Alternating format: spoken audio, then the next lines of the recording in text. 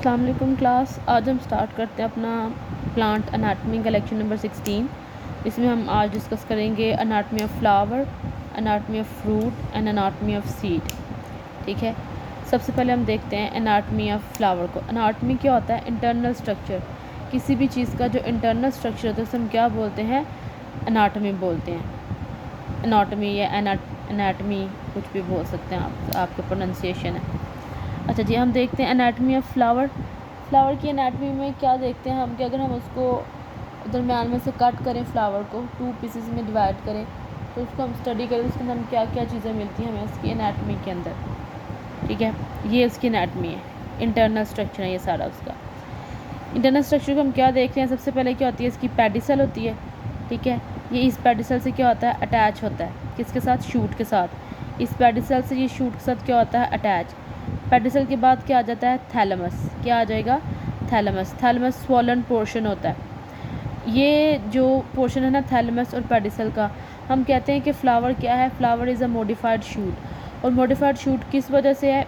इस पार्ट की वजह से, क्योंकि थैलेमस के अंदर बहुत सारी सिमिलैरिटीज़ हैं। किसके साथ जो मिलती हैं? शूट के साथ मिलती हैं। तो इसलिए हम कहते हैं कि फ्लावर क्या है? एक मॉडिफाइड शूट है। पेडिसल, पेडिसल के बाद क्या है? थैलेमस। थैलेमस के ऊपर जो ये पॉइंट है, जिस पॉइंट से ये बाकी के 4 चीज़ें निकल रही हैं, सेपल, पेटल, स्टेमन और कार्पल, ये वाला इसे हम कहते हैं रिसेप्टिकल। क्या बोलते हैं? रिसेप्टिकल। जो क्या कर रहा है? इन सारे पार्ट्स को रिसीव कर रहा है, उस पॉइंट को हम क्या बोलते हैं? रिसेप्टिकल बोलते हैं। सबसे बाहर क्या होती हैं? ये सेपल्स। सेपल्स क्या होती हैं? ग्रीन इन कलर होती हैं। ये किस लिए होती हैं? For the protection of the flower. Sepals के बाद ये फर्स्ट वर्ल होता है। सेपल के बाद सेकंड वर्ल आता है पेटल्स का। ठीक है, पेटल्स क्या होती हैं? कलरफुल होती हैं। इसमें भी pink, yellow, blue, purple, red, orange. ये किस लिए होती हैं? ताकि इंसेक्ट्स को क्या कर सकें? अट्रैक्ट कर सकें। इंसेक्ट इन तरफ अट्रैक्ट होकर इन पर आएँ नेक्टर्स के लिए, और फिर क्या करें? पोलिनेशन हो। इस फ्लावर के स्टेमन दूसरे फ्लावर पे, दूसरे फ्लावर के स्टेमन इस कार्पल पे ट्रांसफ़र हो सके और पोलिनेशन हो सके। पेटल्स के वर्ल्ड के बाद क्या आएगा? ये आएगा एंड्रोशियम और गाइनोशियम, या हम इसे क्या कहते हैं? स्टेमन या कार्पल। स्टेमन आ जाएगा। स्टेमन के 2 पार्ट होते हैं। एक क्या होता है? फिलामेंट, और ये ऊपर वाला क्या है? एंथर। फिलामेंट लॉन्ग स्टाक को बोलते हैं, उसके ऊपर एंथर होते हैं, और एंथर के अंदर क्या होते हैं? पोलन्स होते हैं। इसके बाद क्या आ जाएगा? तीसरा वर्ल्ड, जिसमें क्या है? ये पिस्टल प्रेजेंट है, या हम इसे क्या कहते हैं? कार्पल प्रेजेंट है। ठीक है, कार्पल के 3 पार्ट होते हैं, स्टिग्मा, स्टाइल, ओवरी। ओवरी के अंदर ओव्यूल होता है। ओव्यूल एक्सप्रेशन प्रेजेंटेशन पे होता है, मतलब डिफरेंट तरह की प्रेजेंटेशन होती है, मार्जिनल, एक्साइल, सेंट्रल। प्रेजेंटेशन की होती है कि किस तरह से ओव्यूल इसके ऊपर प्रेजेंट है। ये जो ये ओवरी है, ओवरी के मार्जिन पे प्रेजेंट है, ओवरी के सेंटर पे प्रेजेंट है, इसकी बेस पे प्रेजेंट है, इसके एपेक्स पे प्रेजेंट है। इस बेस पे हम क्या करते हैं? डिवाइड करते हैं, उसे हम क्या बोलते हैं? प्रेजेंटेशन बोलते हैं। क्लियर? ये आपके सामने क्या है? एनाटमी ऑफ फ्लावर है। इसके अंदर हम क्या कर रहे हैं? इसके इंटरनल स्ट्रक्चर्स को देख रहे हैं। ये देखिए, पिस्टल है। पिस्टल के अंदर क्या होता है? स्टिग्मा, स्टाइल और ओवरी। ओवरी के अंदर क्या होता है? ओव्यूल। स्टेमन के 2 पार्ट हैं, एंथर और फिलामेंट। ये एक लॉन्ग स्टाक है, इसके ऊपर क्या होते हैं? एंथर प्रेजेंट होते हैं। क्लियर? एनाटमी ऑफ फ्लावर में हमने क्या देखा है? एक पेडिसल होती है, पेडिसल के ऊपर थैलेमस, थैलेमस के ऊपर एक पॉइंट होता है रिसेप्टिकल। रिसेप्टिकल के बाद फर्स्ट वर्ल्ड कौन सा आता है? सेपल का। जो वर्ड वर्ल्ड बोलती हूँ उसकी स्पेलिंग ये है। वर्ल्ड का मतलब होता है इस तरह से, ये फर्स्ट वर्ल्ड है, ये सेकंड, ये थर्ड, ये फोर्थ, एक पूरा गोल चक्कर जो होता है उसको हम वर्ल्ड बोलते हैं। First world sepal, second petal, फिर क्या आ जाएगा? स्टेमन, देन क्या आ जाएगा? कार्पल। ये क्या है आपके पास? इसकी एनाटमी। अगर आपने इसको लिखना हो तो आपके लिए बहुत ईजी, क्योंकि पहले आप बहुत दफ़ा पढ़ चुके हैं। आप सेपल के बारे में लिख सकते हैं कि ये ग्रीन इन कलर होती हैं, फॉर द प्रोटेक्शन होती हैं, फोटोसिंथेटिक हो सकती हैं। पेटल्स के बारे में आप लिख सकते हैं कि कलरफुल हो सकती हैं, इंसेक्ट को अट्रैक्ट करने के लिए हो सकती हैं, पोलिनेशन इनका पर्पज़ होता है। ये मेल रिप्रोडक्टिव पार्ट है, ये फीमेल रिप्रोडक्टिव पार्ट है। क्लियर? नेक्स्ट हमारा टॉपिक है एनाटमी ऑफ सीड। सीड का इंटरनल स्ट्रक्चर क्या होता है? ये आपके पास इधर डायकॉट है, डायकॉट, ये क्या है? मोनोकॉट। 2 तरह के सीड होते हैं ना, डाइकॉट और मोनोकॉट। डाइकॉट के अंदर क्या होता है, उसका स्ट्रक्चर कुछ इस तरह से होता है, ये कॉट है ना, इस तरह से यहाँ पे इधर दूसरा कॉट होगा इसका, ठीक है। डाइकॉट में क्या होता है, सबसे पहले सीड कोट होता है, सीड कोट के बाद क्या आ जाएगा, प्लम्यूल आ जाएगा, क्या आ जाएगा, प्लम्यूल आ जाएगा। एक मिनट, ओके जी। सीड, एनाटॉमी ऑफ सीड में हम क्या देख रहे हैं, सबसे आउटर क्या होता है, सीड कोट। सीड कोट के बाद ये जो पॉइंट है ना, ये क्या है, प्लम्यूल है, क्या है, प्लम्यूल। नीचे ऊपर क्या है, प्लम्यूल का पॉइंट है, नीचे क्या है, ये रेडिकल का पॉइंट है। इसके दरमियान में होता है कोलिपटाइल, कॉटिलेडन, ये कॉटिलेडन है, ठीक है, ये कॉटिलेडन है, सारा कॉटिलेडन है।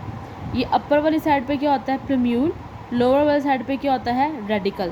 प्लम्यूल से क्या निकलती है, स्टेम, प्लम्यूल से क्या निकलती है, स्टेम।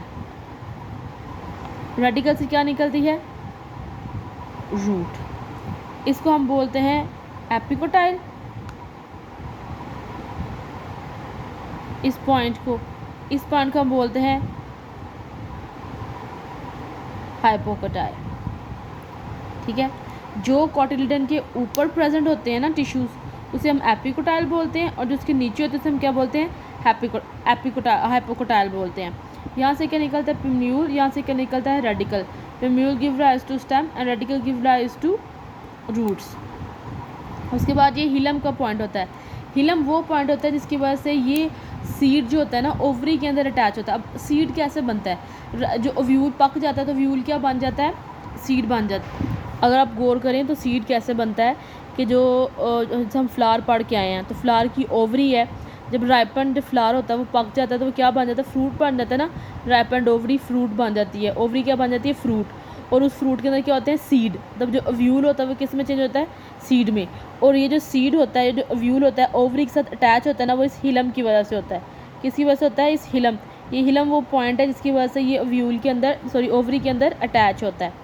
ये माइक्रोपाइलर एक छोटा सा, अगर आप चने का दाना लें तो उस पर आपको टिप पे एक सुराख नज़र आता है, वो माइक्रोपाइलर एंड होता है, जो किस वजह से होता है, फॉर द एम्बाइबेशन ऑफ वाटर, ताकि जब हम उसको दोबारा से ग्रो कराएं, ठीक है, सोक करें वाटर के अंदर या ज़मीन के अंदर दबाएं, तो वहाँ से पानी को क्या कर सके, एब्जॉर्ब कर सके, इम्बाइब कर सके, वो माइक्रोपाइलर एंड।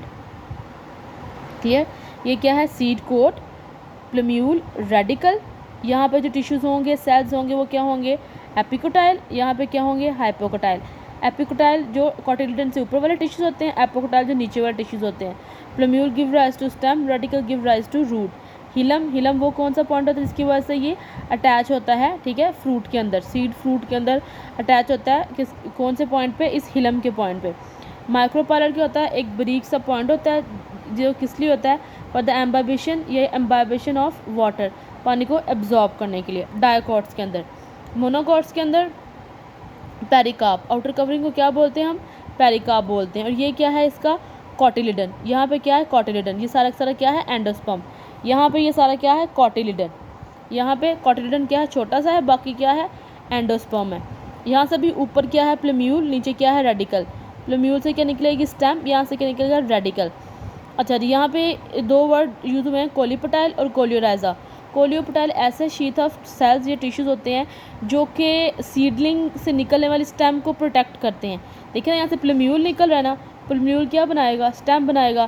तो यहाँ पे साथ में क्या प्रेजेंट है, कोलियोपटाइल, जो क्या करते हैं, इस सीडलिंग की जो स्टेम है उसको क्या करते हैं, प्रोटेक्ट करते हैं।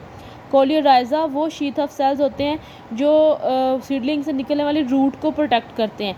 ये देखिए यहाँ पे रूट है, रेडिकल है, रेडिकल से क्या निकलेगी, रूट्स निकलेंगी, इसलिए यहाँ पे क्या प्रेजेंट है, कोलियोराइजा। क्लियर। ये इसका क्या है, आउटर पेरिकार्प। ये ज़्यादा सारा क्या है, इसका एंडोस्पर्म। ये क्या है, कॉटिलेडन। यहाँ पे कोलियोपटाइल प्रेजेंट है, यहाँ से प्लम्यूल निकलेगा। कोलियोपटाइल वो शीथ ऑफ सेल्स होते हैं जो सीडलिंग की स्टेम को प्रोटेक्ट करते हैं। प्लम्यूल से क्या निकलती है, स्टेम निकलती है।